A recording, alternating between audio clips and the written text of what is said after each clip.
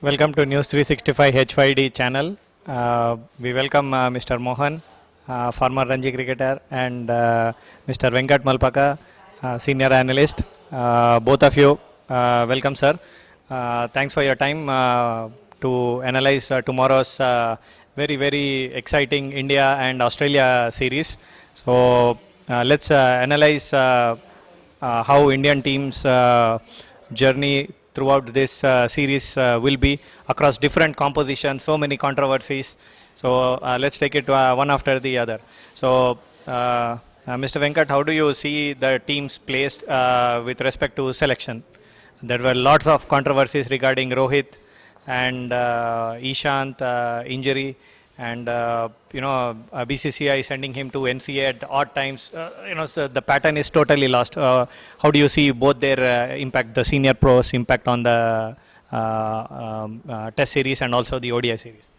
If you recall about the last editions of IPL, that is IPL 12, when India announced squad to go to England to play World Cup, Ambati Rayudu was part of the team. And Ambati Rayudu fared really well and scored more than 450 runs in that edition. Suddenly next day, the selector said that he's not fit to play World Cup, that is 50 overs match. And they included Vijay Shankar as a three-dimensional player, which received a lot of flack. MSK and company, they really, that's okay, that is IPL 12. Coming to IPL 13, Rohit Sharma is fit to play and score a 50 in IPL last two matches, playoffs and also in the final. That is only 20 overs match. And then they said that he is not fit to play. And if he is not fit to play, how he can score? Rohit Sharma is not a wicket keeper, he is not a bowler, he is only a batsman. When a batsman opens and scores 50 runs, what else you want to be a fitness? Is it not an indication that he is fit to score 50? Maybe, I'm worried in future, BCCI may say that the opener should not weigh more than 62 kgs because they cannot run faster. Bowler should not weigh more than 58 kgs because they are fast bowlers. If they also give, instead of National Cricket Academy, if they keep these parameters, then the cricket will die. If Rohit Sharma is fit to play and score 50 in a IPL match, he should have gone to Australia. If he's not fit to play, then ask him to sit there. Let him recover there. See, you have these pandemic things like bio bubble and all those things, corona, where you required to stay indoors for 14 days. Suppose tomorrow is fit. Suppose NCA says that he is fit. He passed that yo-yo test. Now you tell me, from here going to Australia, taking 14 days off, staying in bio bubble, where you have one or two matches, practice matches he'll be missing because of that bio bubble. However fit he is, then can you think that he'll be brought directly into the team to play in the 11 test match against Australia? No. I for one think that they have done a mistake of leaving both Rohit Sharma and Ishant Sharma back here. All and sundry are there in the squad. You have taken a jumbo jet and jumbo size also. Take these two also. Let them take rest there. Let them stay with the team, gel with the team. Let them recover there. Let them complete the 14 days how these Indian cricketers have done. And then let them, suppose they are fit, let them allow to play. But I am, for one, I'm telling you, I'm against India playing any international matches, at least for 1 month after IPL. You need that rest. You have to refresh your mind. You played under bio bubble conditions in Dubai.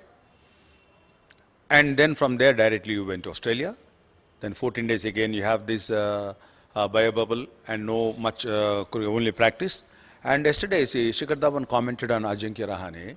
When they practiced, in a practice match, he scored a 50, and he came back to his room, and he's throwing a ball with his left hand and batting in right hand. And Shikhar Dhawan said, "Aur apan to practice hi kare, 50 run to mari gaya na, udhar why you want to throw a tennis ball and do this?"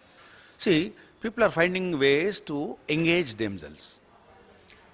But yes, I'm not sure whether Rohit Sharma is really unfit, injured, or is there any deliberate ploy.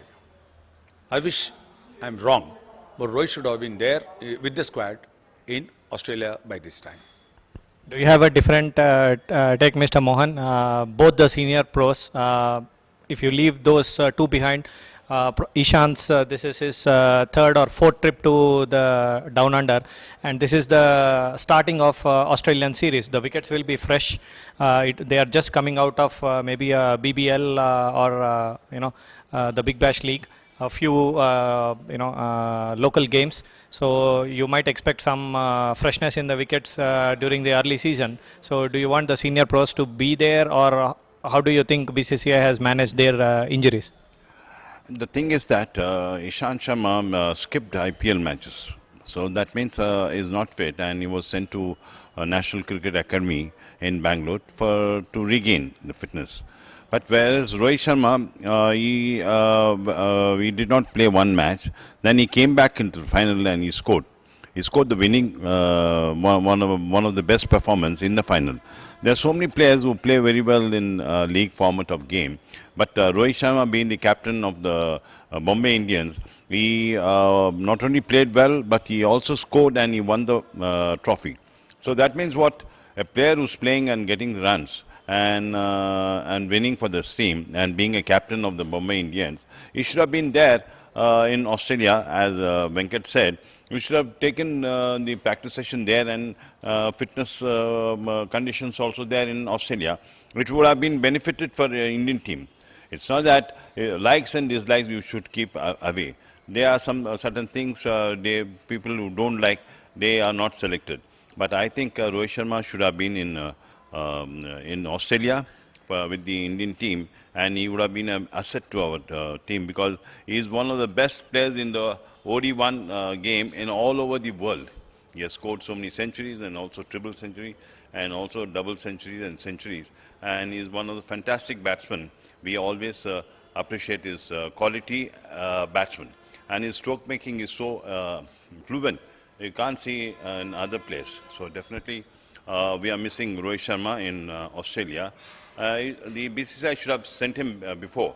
Ishant Sharma, he should have gone there, and he should have proved himself as a fit. But he didn't play IPL and all.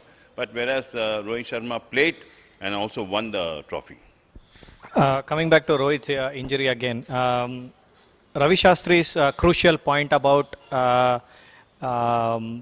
pushing his hamstring.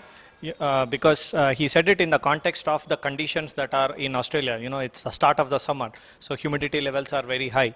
So with a hamstring injury, I think both you are terrific batsmen in your times. So you must be knowing how critical it is to carry with even a 60 or 70% of a hamstring injury. So his comment, do you think it holds good? Maybe a T20, Rohit kind of pushed for the MI team and put up those performances. But did he risk national selection by doing that? Your comments? See, one thing, for any player, for any citizen of this country flag should come above everything. So when you have such an important series lined up against Australia, where prestige is also involved and emotions are also there, BCCI should have actually requested the management of MI to rest Rohit Sharma for remaining matches. Winning one or two tournaments is not that, but you are missing the services of Rohit Sharma, who is a vice captain and very valuable player for the team. Like how Ishant Sharma have taken rest. Heavens will not fall if Rohit Sharma is not playing in one IPL. Okay, allowing him, giving that freedom for him to play, he want to showcase to the selectors that I am fit, and he scored. Then they have not changed their version. So there is a conflict. So when you are a contracted player for Team India, that is BCCI, I don't think any IPL franchisee is more important than contract with the BCCI. So if BCCI, since they are giving about 7 crores per annum to Rohit Sharma as a A1 contracted player, BCCI can always ask them, withdraw from this tournament, go to NCA, get well soon so that you will be in the flight to Australia. From India to Australia directly. I think this is a lapse in BCCI. One, because they have that, they can control.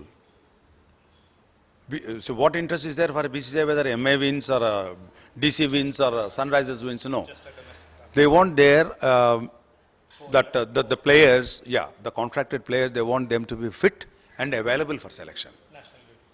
Is it not? Yeah. So this is one area where BCCI, I think, should think about in future endeavors. Otherwise, what happens? Player for their money, they'll play the league cricket, the franchise cricket, and then they may or may not play because, however, they are getting 7 crores.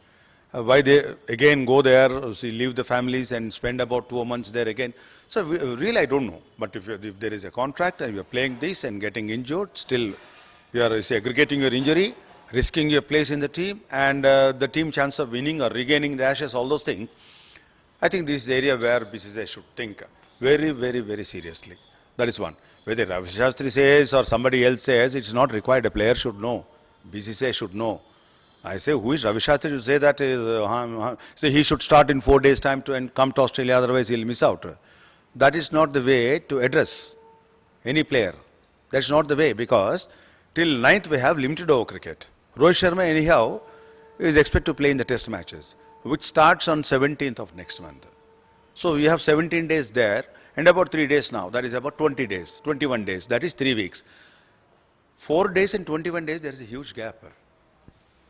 I don't think Rohit Sharma, a player of Rohit Sharma caliber, did not go to nets and play and find his form. Can go there, 2 nets against Bumrahs and others, he'll find his rhythm back. More so when Virat Kohli is expected to leave the team, they should have given a long rope to Rohit Sharma to come back to Australia, settle down. Okay, miss the first match. That's again another 5-6 days added. At least the next 3 matches would have been available. That gives solidity to your batting. I think they missed logic there, personally. Very deep insights, and something which Alan Border has very vocally said that the franchise cricket should never take over the national duty, and their board, Cricket Australia, is going to frame some policies going forward where their national players don't put don't witness these situations. So coming back to tomorrow's tour opener, the first ODI at Sydney. So a typical Sydney wicket is full of runs, as everyone knows. How do you see this ODI going with, I think, lots of fresh faces, lots of new compositions, like we have Navdeep Saini in contention. Again, the both spin twins, Yuzvendra and Kuldeep coming back. How do you see them fitting, sir? Do you think they will take time, or because of the IPL form, all are in good shape? See, the question is that when a new player is being included for the country team, for the Indian team, Saini is a very good inclusion, and also backed up by Bumrah and Mohammad Sami. They form medium pacers in a very good form. And also we have very young batsmen like Mayank Agarwal, Manish Pandey, Shreyas Iyer, Virat Kohli, Hardik Pandey. All these players are good batsmen. They have to perform well, because when you tour abroad, the conditions might be in your favor, but you should get adjusted to that conditions and also perform well. Performing well for their country is very important.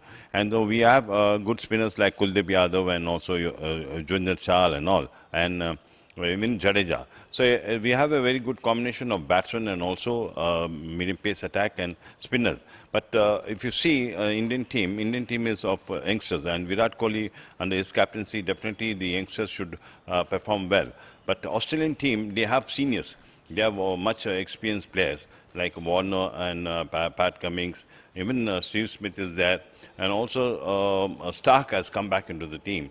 And they have a spinner like Zampa, and Mark Stoinis is there. They have a good team, but because playing in Australian wickets, so I think we should do well.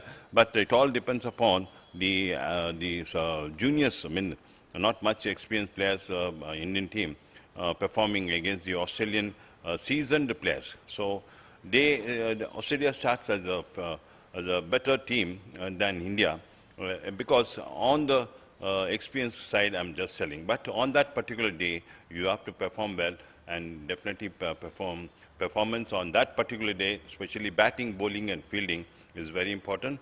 So anything can happen, and Virat Kohli is going to play a fantastic innings, because he is the captain and is going to come back to India. So his performance, and he has to inspire and motivate all the upcoming youngsters to perform well. And I hope Indian team should give a shock to Australia. Australia fielding their best and strongest side with Glenn Maxwell coming in as well. after his mental conditioning. So I see it is Australia having the strongest team against India. So what are your predictions for tomorrow's game, sir, at Sydney? See, for me, more than Steve Smith and David Warner, it is a concussion substitute. Labuschagne is the player you should watch. He's full of talent. He's like Shubham Gill of our own country. He's focused. He already announced his arrival in the international scene. He's technically very sound and thoroughly grounded. These are the areas where he is actually showcasing. Maxwell is a failure in India, IPL, but he's there. I think he's integral part of the limited over Australian team. Steve Smith is again failure here, but he said that I am now confident. I don't know who gave that confidence. It is available in the market, Monda market, I don't know. You always can dictate terms to the likes of Steve Smith just like that, I'm telling you, because of his trigger movement, just like Prithvi Shaw. See, when he says, he takes normally off in middle guard, but when he faces the ball, he comes one step forward. That is, his bat at the time of delivery of the ball is outside the off stump. Okay. Now, keeping like Prithvi Shaw, even Steve Smith in mind, the fast bowlers like Shami and Bumrah should bowl not at the fourth stump. They should aim at the fifth stump. Take him further away so that you can find that edge. Otherwise, he can middle the ball towards mid wicket. So, for Steve Smith, you target the fifth stump because of the trigger movement. If you want to, especially for an outswinger, if you want to find an edge into the slips or gully, bowl at the fifth stump, and his movement is restricted. Your swing is not. So, bowlers should actually practice this against Steve Smith. But that can be suicidal if they are doing that to other players. So, if bowlers are so professional, then they can experiment this against likes of Steve Smith. If you are able to get him out once like that, and then the game is, the job is done for the series. This is what you emulate in every match. This is one. And as far as Indian fast bowlers are concerned, I am saying about Labuschagne, there is no technical flaw about him. Bowlers have to find and fielders have to catch the catches. If you drop somebody like Labuschagne, then you will have a very tough time. But you can actually strategize the downfall of Steve Smith than Labuschagne and Warner. These areas. I think strategies might be there, and Ravi Shastri played so huge cricket and they might be planning all those things. But when it comes to ultimately playing there on the ground, winning the toss, all those things takes, and the team selection also becomes very important as far as India is concerned. Australia got new players, but India now, for Shikhar Dhawan, who is going to open? Is it KL Rahul? Who is going to keep wickets? Is it KL Rahul or Sanju Samson? Mayank Agarwal is selected as an opener. Will he open? If that is the case, Virat Kohli coming at number 3, where is KL Rahul then? If he is coming at number 4, where is Shreyas Iyer then? If he is coming at number 5, then where is Manish Pandey? If he is coming at number 6, then why Hardik Pandya? Why Hardik Pandya? Then you have Jadeja as a spinner comes, and then you have fast bowlers like Shami, Bumrah, Thakur, and Saini. So where is the role? See, so the selection becomes very, very important tomorrow. You want to opt out Manish Pandey from the team? He is the best fielder, like Jadeja. He also has done reasonably well. Shreyas Iyer has done very well. He is already coined as the future captain of the Indian team. And Rahul and Mayank Agarwal you cannot touch. Virat Kohli is leading. So, Team India got selection problems tomorrow. They have to face. Whom they want to leave out. Keeping the back in mind, will they take out Pandya from the equations for 1 or 2 matches and keep Manish Pandey in the team? However, Pandya is not bowling. I don't know. But Jadeja and 4 fast bowlers are a must on Australian pitches. And wicketkeeper KL Rahul, another 5. That is Shikhar Dhawan, Virat Kohli, Shreyas Iyer, Mayank Agarwal, Manish Pandey. These are my 5. That is my team. There you go, fans. Some expert analysis and insights into selection and the gaming conditions and the team compositions. I think we'll have a cracker of a game, but we'll have a cracker of controversies after the game as well, right from the toss. Lots of selection headaches for the captain. So this is Paul signing off. See you until next.